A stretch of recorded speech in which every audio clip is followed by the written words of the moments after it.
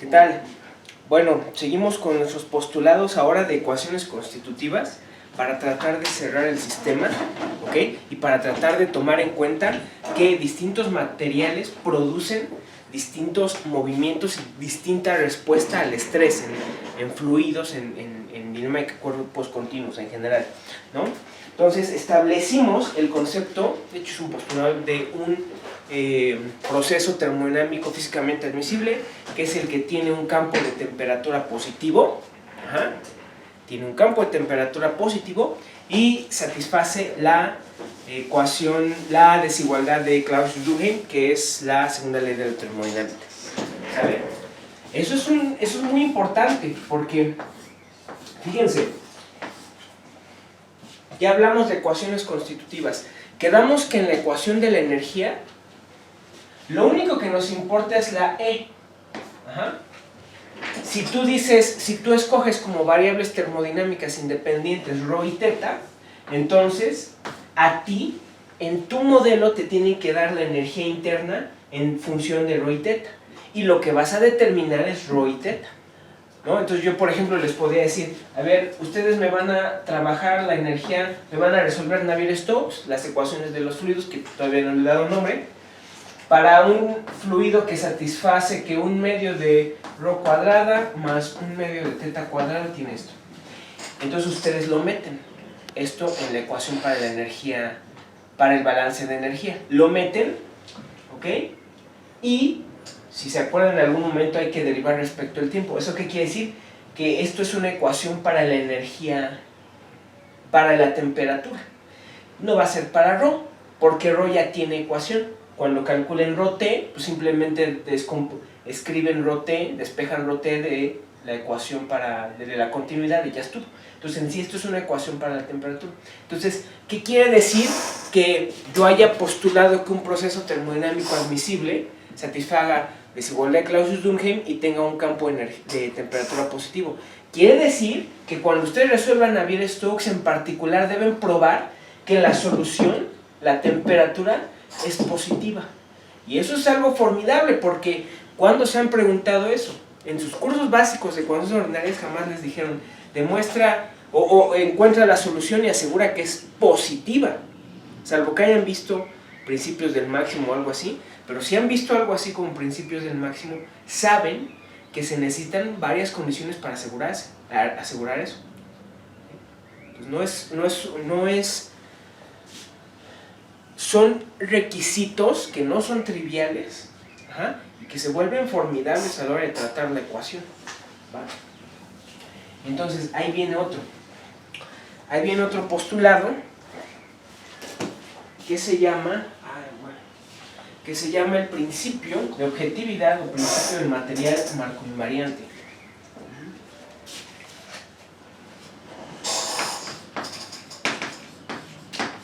Principio de material marco invariante.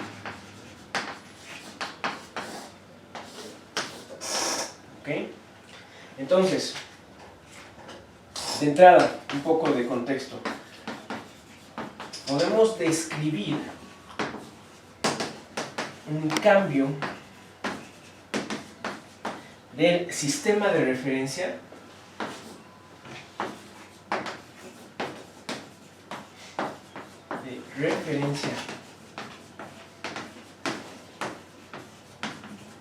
para un vector W barra de x, t, como introducimos W barra prima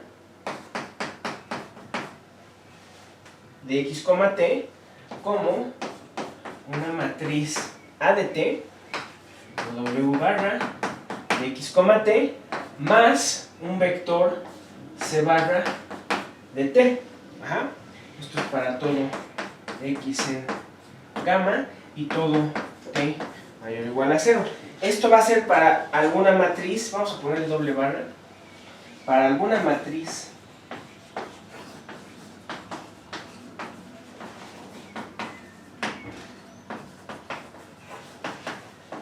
ortogonal A.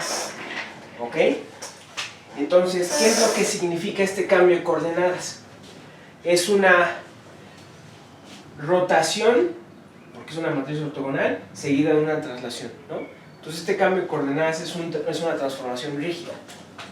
¿Sale? ¿Ok? Lo cual, pues sí describiría un cambio de sistema de referencia, ¿no? Intuitivamente. ¿Sí? Bien, entonces a este tipo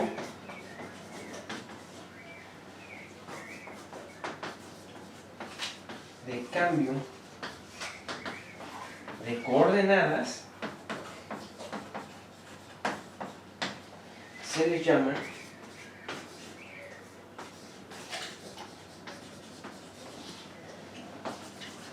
movimiento rígido.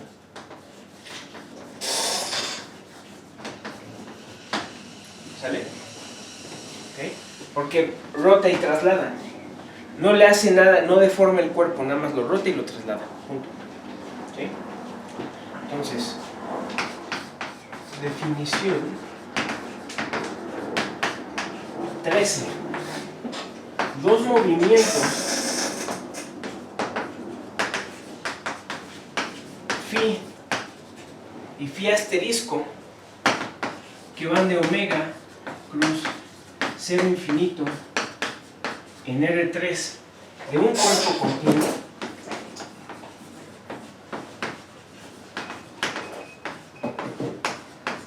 se dicen relacionados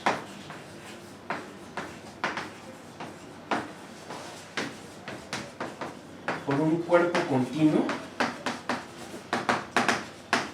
¿ok?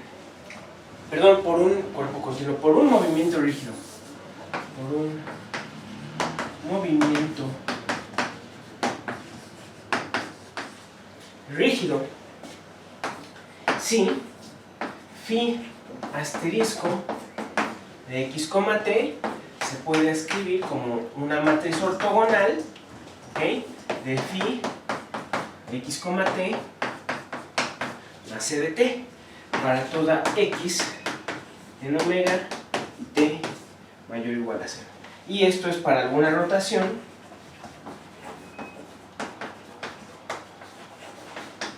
y por esto me refiero a una matriz ortogonal, una rotación a de t y un vector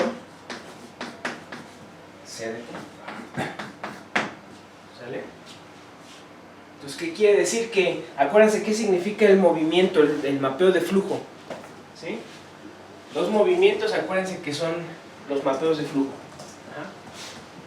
¿Qué quiere decir? Que el mapeo de flujo me da la posición, ¿ok?, de cada punto del cuerpo continuo al tiempo t. Entonces, ¿qué quiere decir esto? Que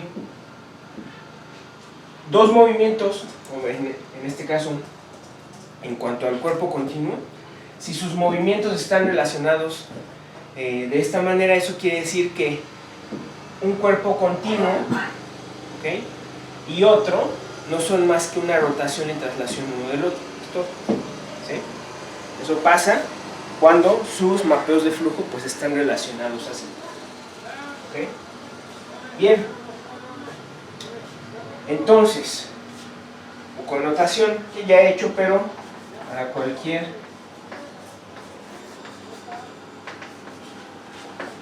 t mayor o igual a 0, sea omega t, esto ya lo saben, phi de t de omega, y denotamos también omega t asterisco como phi t asterisco de omega, ¿ok?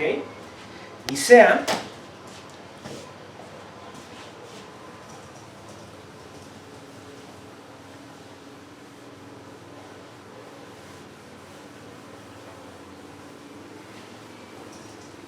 todavía no acabo la definición, ¿eh?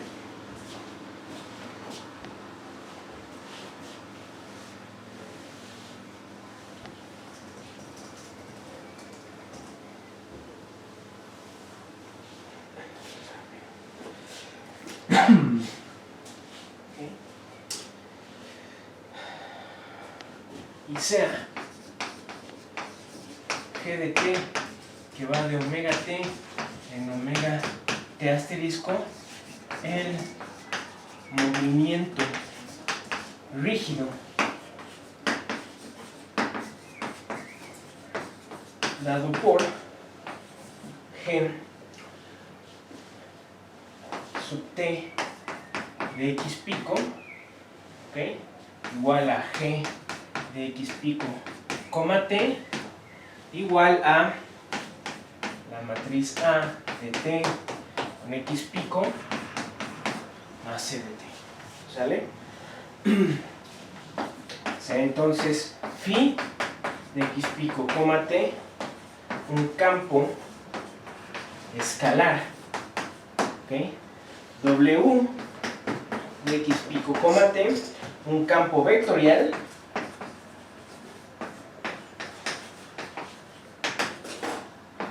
S de x pico, t, un campo tensorial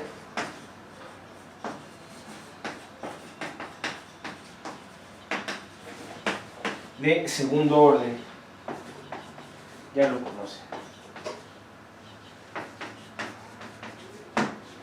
¿Sale?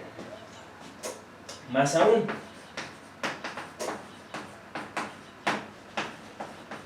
o sea, phi asterisco en x pico asterisco, t, w asterisco de x asterisco, x pico asterisco, t, y s asterisco de x pico asterisco, t, ¿okay?, los correspondientes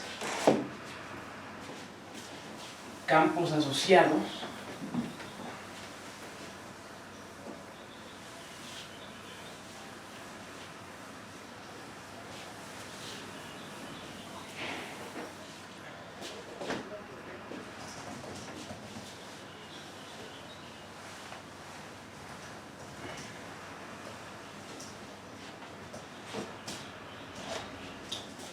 y los correspondientes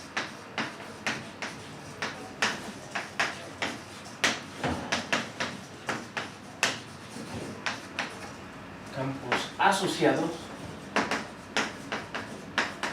con el cuerpo continuo en la configuración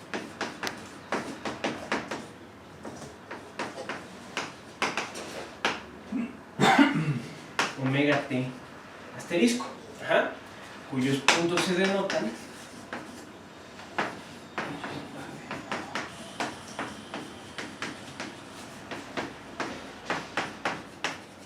x pico asterisco. ¿Sale? Ok. Después de esta otra definición, definición 14. Ahora, los campos phi, w y s se llaman marco invariantes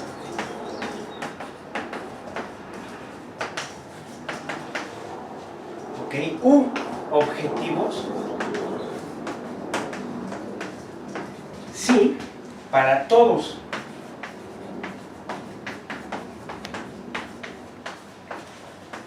los movimientos rígidos que los relacionen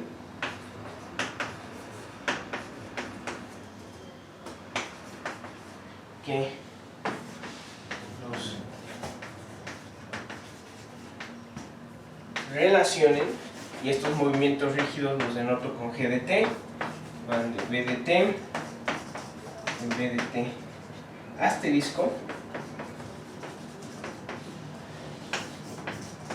Tenemos que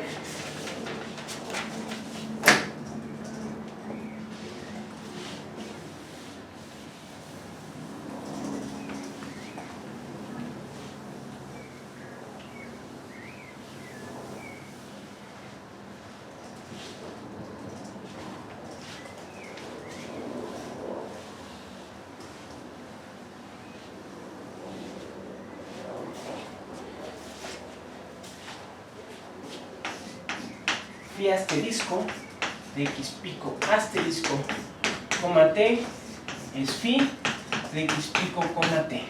Ajá. W asterisco de x pico asterisco, coma t, es a de t por w x pico, coma t. ¿Sale? Y s asterisco de x pico, coma t va a ser a de t con s de x pico, coma t con a de t transpuesta. Es una matriz ortogonal, esa es su inversa. ¿Sí? Esto es para todo x pertenece a omega t y t mayor o igual a 0. Fíjense, si g de t está mandando, aquí póngale omega,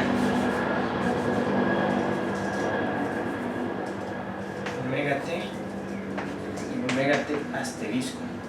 Si g de t está mandando omega t en omega t asterisco, pues ¿quién es x pico asterisco? Ah, pues es la imagen de g de t, ¿no? ¿Ok?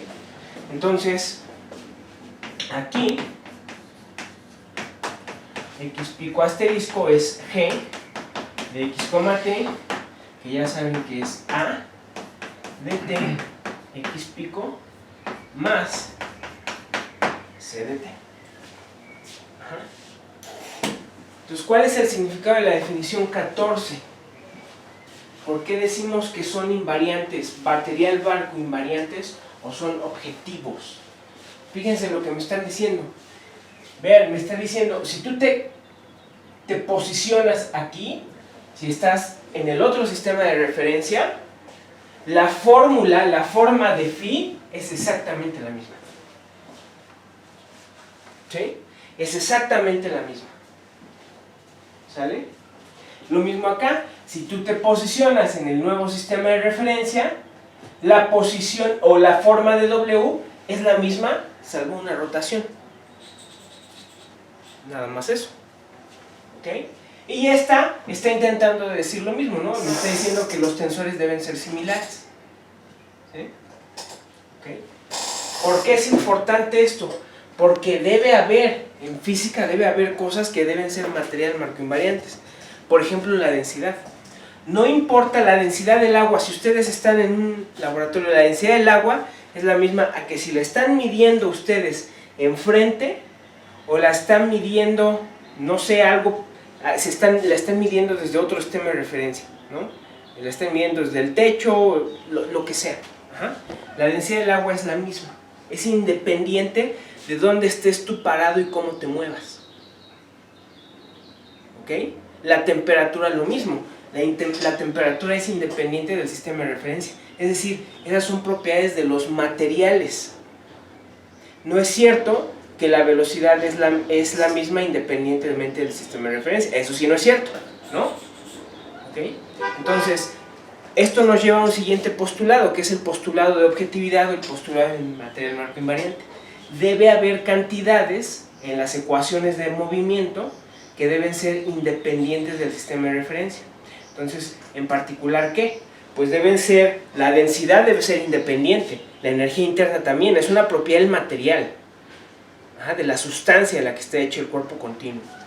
¿Sí? ¿Qué más? El tensor de estrés. El tensor de estrés es la manera en que el material reacciona a la fuerza, a la aplicación de fuerza en la superficie. ¿Sí? ¿Okay? Entonces el tensor de estrés también tiene que ser invariante. También lo mismo con el flujo de calor. ¿Sí? Entonces vamos a establecer el postulado del material marco invariante. ¿Ok? Aquí me cabe. Postulado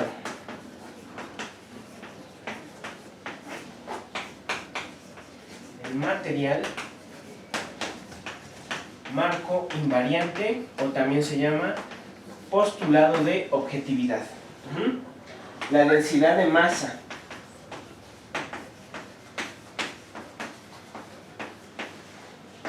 ρ de x pico, t. La temperatura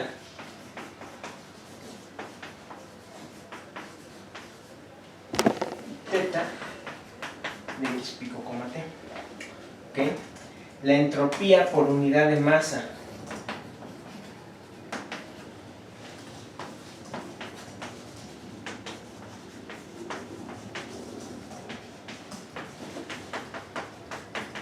¿Okay?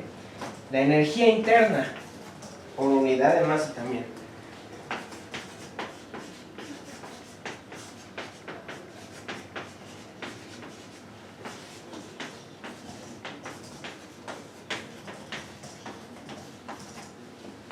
E de X pico, coma T.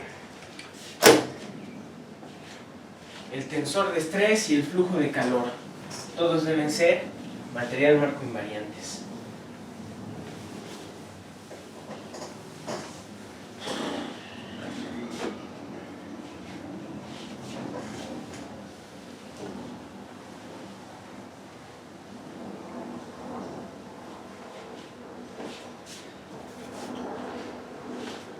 Coma el tensor de estrés, ¿ok? De X, T, y el flujo de Fourier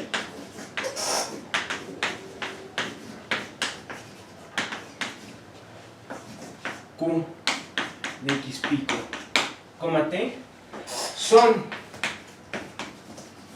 campos objetivos o material marco invariantes. Entonces, ¿de qué sirve este postulado ahora? Pues otra vez sirve para restringir el tipo de variables termodinámicas y el tensor de estrés y el flujo de calor que aparecen en las ecuaciones. Otra vez, lo mismo nos dijo la segunda ley de la termodinámica. Tú no puedes empezar a mezclar cosas. Ajá. Tú no puedes empezar a mezclar ecuaciones de estado, no. Lo que mezcles no puede ser arbitrario, tiene que satisfacer la desigualdad de Clausius-Dunge. ¿Ah? Aquí nos está diciendo, no nada más eso, esas cosas que vayas a mezclar tienen que ser material marco invariantes, tienen que ser cantidades objetivas. Entonces, otra vez, vuelve a restringir el tipo de ecuaciones de estado que le pueden meter. ¿Sí? Y de esto hay problemas y se estudia todavía. El flujo de calor de Fourier, que les voy a dar, no sirve en general para... En general no sirve. Tiene un par de contradicciones que ya les platicaré. Pero de ahí, del flujo de Fourier, que es, seguro lo han visto, que es Q igual a menos kappa por el gradiente de teta, ese flujo de Fourier implica que las perturbaciones en las condiciones iniciales se transmiten con velocidad infinita. Los que han llevado cursos básicos lo saben porque se los he mencionado. De ahí se deduce, con ese flujo de Fourier, se deduce la ecuación de calor. De hecho, la ecuación de calor que estudiamos en parciales 1 y en parciales 2 sale de la ecuación de la energía, haciendo varias hipótesis así simplistas, de ahí sale la ecuación de calor. Entonces, ese flujo no les gusta por eso, a la gente en general. Se proponen otros flujos, se propuso hace mucho uno, que es el flujo de Maxwell y Cataneo, ¿okay? Que es Q de T, tau 0, más Q igual a kappa por el gradiente de teta. Corrige ese problema de la ecuación de calor, pero resulta que no es material marco invariante. Entonces no sirve, ¿no? Que hay gente que lo estudia, pero no sirve. No sirve. Es decir, es un flujo que si tú lo encuentras, y ¿saben qué es lo peor? Que viola el movimiento rígido más básico de todos, que es la transformación galileana. La transformación galileana, un movimiento es galileano, una transformación es galileana si la matriz A es la identidad, ¿ok? Y el vector C es constante. Punto. Ajá. Ya eso es una transformación galileana. Es la más simple de todos los movimientos rígidos que pueden uno imaginarse, es el más simple. Y si ustedes meten aquí un movimiento, una transformación galileana, la ecuación cambia. ¿Eso qué quiere decir? Que si la ecuación cambia, entonces Q cambia. No puede ser. No puede ser. Ajá. Entonces esta ecuación en sí no sirve. Entonces la gente propone distintas. ¿Para qué? Para ver si satisface el principio del material marco invariante. Y si propones otra, tienes que ver que satisface la segunda ley. Por cierto que alguien probó que esta no satisface la segunda ley. ¿Sale? Entonces, este otra vez es un postulado para restringir el tipo de ecuaciones que podemos mezclar, que podemos meter en las ecuaciones de movimiento. Ya estoy por darles nombre. Ajá. Pero no, esas son las generales, las ecuaciones de movimiento que les di, las 5 son las generales. De ahí se deriva todo: elasticidad, fluidos, dinámica de gases, un montón de cosas, dinámica de sólidos. Ajá. El caso de Navier-Stokes es un caso particular de eso. Ya estoy por verlo, ya estoy por definirlo. Navier-Stokes está definido en el momento en que dices quién es el flujo de calor y quién es el tensor de estrés. Si ustedes cambian su flujo de calor y su tensor de estrés, entonces cambia el modelo que están haciendo. ¿Sale? Ya estamos por darles nombre, estamos a 2 páginas. ¿Va? Entonces, vamos a dejarle aquí por el momento. Gracias.